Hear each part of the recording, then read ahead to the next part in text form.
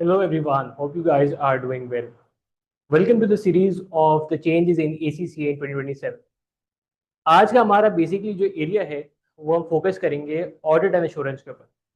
Audit and assurance जो कि F8 के नाम से जाना जाता है, अब उसके अंदर आ रहा है एक चेंज। उसका नाम, पैटर्न और एग्जामिनेशन टेक्निक चेंज हो गई। सो चेंजेस क्या क्या हैं? सबसे पहले नाम। अब ये एग्जाम जो है जाना जाएगा एक्सपर्टीज लेवल का E3 एग्जाम, और इसका नाम होगा ऑडिट रिस्क एंड कंट्रोल। अब इसका एग्जामिनेशन पैटर्न के अंदर एक गुड न्यूज़ है सबके लिए। गुड न्यूज़ क्या है कि एक एरिया जो कि हमारी नींदें उड़ा देता था, जो कि होता है कंस्ट्रक्टिव रिस्पॉन्स क्वेश्चंस, उनके नंबर कम कर दिए गए हैं और उसकी जगह आपके लिए एक फेयरली कंसिडरेबली ईजियर ऑप्शन दिया गया है, जो कि है हमारा एमसीक्यूज का option.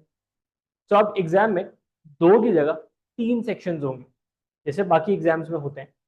Section A completely MCQs, 15 MCQs, 2 marks each, 30 marks weightage, जो कवर करेंगे कंप्लीट सिलेबस को। इसके बाद सेक्शन बी, जो कि हमारे पास हमेशा से होते हैं मल्टीपल टास्क क्वेश्चन, एमसीक्यूज होते हैं हमारे पास, जिसमें केस होंगे 3, हर केस के अंदर 5 MCQ, each MCQ words 2 marks, तो 30 मार्क यहाँ पे कवर हो गए। बचे 40 मार्क्स। 40 मार्क्स आपके आएंगे in the constructive response question. इसके अंदर बेसिकली अब दो सवालात हैं, 20 मार्क्स ईच। मेन गेम आया है पार्ट सी के अंदर। इसके मार्क्स तो कम कर दिए, लेकिन इसकी डिफिकल्टी में थोड़ी सी इन्हेंसमेंट की गई है। कैसे? सिलेबस के चेंजेस से बताता हूँ। मेनली सिलेबस जो है हमारा सेम है, लेकिन एग्जामिनर ने अब ये बताया है, and according to the specific exams we have seen as of now जो मिले हैं, the exam will now focus more on financial reporting rather than financial accounting। क्या मतलब? सर अकाउंटिंग तो है, मतलब वो तो देखिए हमने, ठीक है। मेनली आप अभी तक क्या चेक करते थे एग्जाम के अंदर कि सर डॉक्यूमेंट्स कौन कौन से हैं, सर क्या आपने कंप्लीट अमाउंट रिकॉर्ड किया है, जो अमाउंट है वो प्लस माइनस सही करे हैं हमने, ये चीज़ों पे ज़्यादा फोकस होता था। मेन एरिया ऑफ कंसर्न क्या था हमारा कि भाई हमने जो है यहाँ पर कंप्लीट अकाउंटिंग देखनी है। अब मेनली आपके पास चेंजेस क्या आए हैं? मेनली चेंजेस ये आए हैं कि अब आपसे फाइनेंशियल रिपोर्टिंग के रूल्स को चेक किया जाएगा। जैसे IS 23 के अंदर जो एसेट आपने बोरोइंग कॉस्ट के हिसाब से आइडेंटिफाई किया हुआ है, क्या वो क्वालिफाइंग एसेट है या नहीं? क्या आप IFRS 16 लीजेस के तहत सही लीज की कैलकुलेशंस को लेके चल रहे हैं? आपने IS 2 के तहत इन्वेंट्री की वैल्यूएशन सही करी है?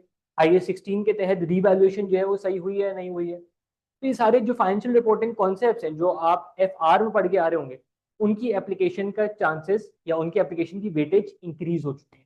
तो मतलब ये है कि भाई जब पुराने कॉन्सेप्ट थे उन पे कम जोर है, अभी फाइनेंशियल रिपोर्टिंग जो रिसेंट पढ़कर आए हो उनके पे ज़्यादा आपका फोकस रहेगा।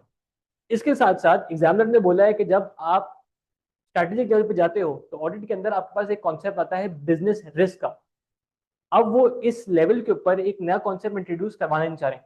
सो अब हुआ ये है कि E3 लेवल के ऊपर, आपके ऑडिट एंड एश्योरेंस के लेवल के ऊपर जो आपके कंस्ट्रक्टिव क्वेश्चंस आएंगे, उसके अंदर बिजनेस रिस्क का टेस्ट आपको जरूर देगा। वो एक हल्के लेवल पे होगा, लेकिन बिजनेस रिस्क आपसे अब पूछी जाएगी। सो जो मेन चेंजेस हैं, सबसे पहले एग्जाम पैटर्न, नाम, सिलेबस में सस्टेनेबिलिटी के फैक्टर्स, प्रोविजंस के फैक्टर, जो एनवायरमेंटल प्रोविजन होते हैं उसके ऊपर फोकस ज़्यादा रहेगा। बाकी जो आपके ड्राफ्टिंग वाले आंसर्स हैं उनके अंदर mainly business risk addition, financial reporting की इम्प्लीकेशंस, ये चीज़ें ज़्यादा मैटर करेंगी। तो ऑडिट के अंदर अभी तक यही एग्जामिनेशन के गाइडलाइंस हमें मिली हैं। For further updates regarding all the subjects, stay tuned and stay connected. Thank you so much.